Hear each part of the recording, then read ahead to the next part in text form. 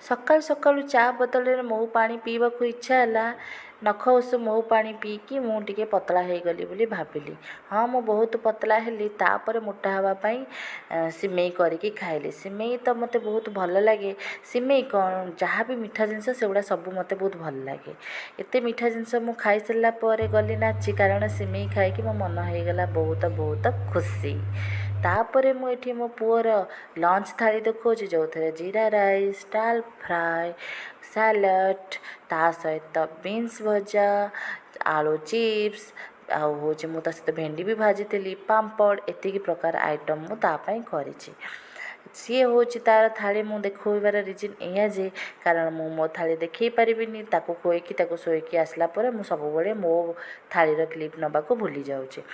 ତ ଏଇଟା ହେଉଛି ତା ଥାଳି, ଆଉ ଦେଖିବା ପାଇଁ ହେଇଛି ବହୁତ ସୁନ୍ଦର। ରାତିରେ ମୁଁ କିଛି କରିନଥିଲି, ଅଣ୍ଡା ବାଲା ମ୍ୟାଗି କରିକି